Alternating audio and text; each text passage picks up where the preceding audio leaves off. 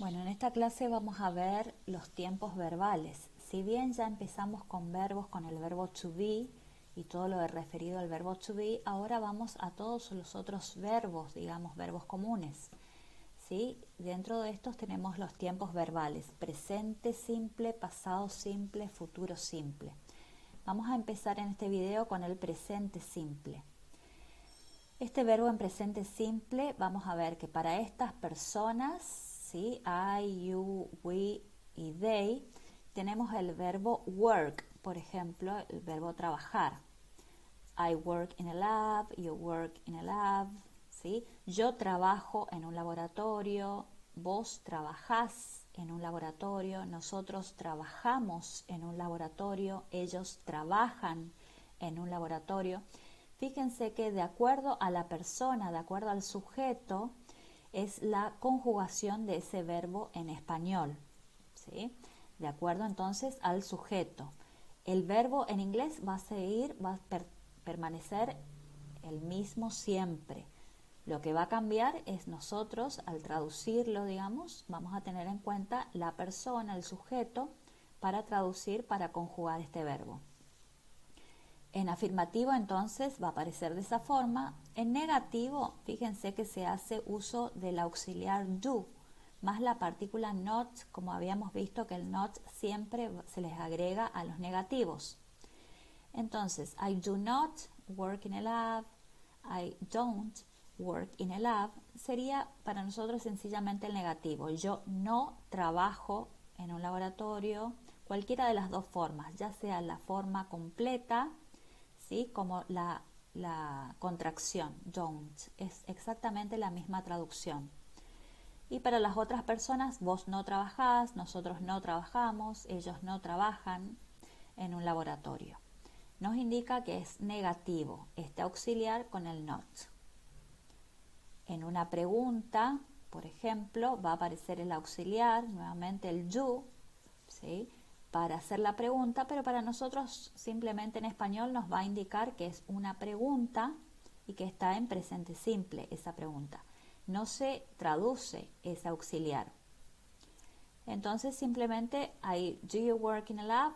¿Trabajás en un laboratorio? Simplemente esa sería la pregunta, no hacemos traducción de ese do, de ese auxiliar. El verbo presente simple para la tercera persona del singular. Vamos a ver qué ocurre en este caso. Para las personas she, he, it, fíjense qué ocurre con el verbo. Se les aparece un agregado, un sufijo ahí de una S, ¿sí? She works in a lab, he works, it works. Este agregado de la S no significa plural, sino al contrario, significa que está conjugado a la tercera persona del singular. Fíjense que no lleva apóstrofo, no lleva comita, nada. Aparece solamente la S. Está conjugado al presente simple, la tercera persona del singular. Esto es en un afirmativo, en una oración afirmativa. Ahora, en una oración negativa, fíjense que aparece este otro auxiliar, das, con la partícula not, ¿sí? Para negar, o la contracción doesn't. En ambos casos estoy negando, es exactamente lo mismo. Y para nosotros vamos a decir simplemente ella no trabaja en un laboratorio, él no trabaja, eso no trabaja. Cuando hablamos de una cosa en realidad y el verbo work puede ser funciona, ¿sí? Bueno, acá la cuestión es que en presente simple para la tercera persona del singular, entonces el negativo aparece el auxiliar con la partícula not. Y presten atención que el verbo principal work aparece ya sin la S, sin ese sufijo de la S, ya que el verbo aparece en su forma infinitiva, es decir, no se conjuga. ¿Por qué no se conjuga? Porque ese es el rol del auxiliar en este caso, en esta oración negativa. El auxiliar ya está marcando que está conjugado a la tercera persona, ya está marcando que es presente. Por lo tanto, el verbo ya no indica eso, va a aparecer en su forma infinitiva, sin la S en este caso. En una pregunta, fíjense que aparece el auxiliar de acuerdo a esa persona, pero ese auxiliar, repito, no se traduce. Para nosotros nos indica simplemente que es una pregunta y que está en presente y que está conjugado a la tercera persona del singular. Does he work in a lab? Sería, ¿trabaja él en un laboratorio? Vemos los usos del do y del does. Entonces, habíamos visto que como auxiliar aparece en negaciones y en interrogativas y no se traduce. También aparece como verbo principal. Fíjense acá, I do the activities. ¿Sí? Tenemos palabras transparentes también. She does the activities. Acá como verbo principal puede ser el verbo hacer, realizar. Entonces, I do the activities, yo hago las actividades. She does the activities, ella hace las actividades. Fíjense que es una oración afirmativa. No estoy negando, ¿sí? No estoy preguntando. Es una oración afirmativa. Y en este caso entonces aparece este do y este does como verbo principal, hacer. En una negación, fíjense cómo aparece. I don't do the activities. El don't sería el verbo auxiliar. Yo no hago las actividades. Y ese do sería el verbo principal. She doesn't do the activities. Ella no hace las actividades. ¿Sí? Entonces, acá tenemos los dos casos. Auxiliar y verbo principal. También tenemos otra forma de usar el do y el does, que vamos a ver acá, que sería el modo enfático. I do work in a lab, he does work in a lab. Estamos hablando de oraciones afirmativas donde aparece el verbo principal work y el auxiliar do o does. En este caso decimos que estamos enfatizando lo que estamos diciendo.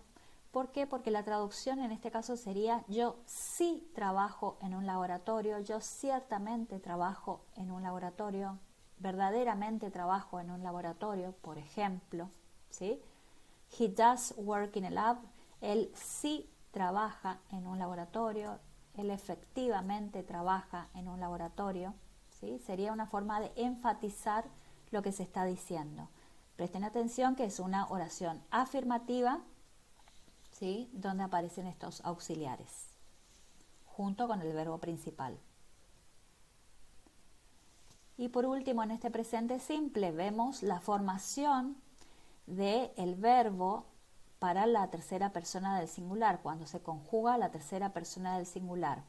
Como ya habíamos visto con los sustantivos, por ejemplo, acá sucede lo mismo. Hay verbos en que se les va a agregar solamente la S para la tercera persona del singular, work, works, ¿sí? Hay otros verbos que se les va a agregar la ES cuando termina en O, S, S, CH, CHX, por ejemplo. Z también faltó ahí. Por ejemplo, go, goes, finish, finishes, ¿sí? Aparece ese agregado de la ES al verbo cuando nos referimos a él, a ella. Y después tenemos este agregado de la I latina ES cuando en el verbo base, en infinitivo, aparece una consonante más la Y. Por ejemplo, study. ¿Sí? Tenemos ahí studies. Aparece sin la Y con el agregado de la I latina, la E y la S. ¿Tá? ¿Por qué es importante saber esta conjugación? Porque el verbo conjugado no aparece en el diccionario. Por lo tanto, si queremos buscar un verbo en el diccionario, tenemos que buscar sin este sufijo de las eses.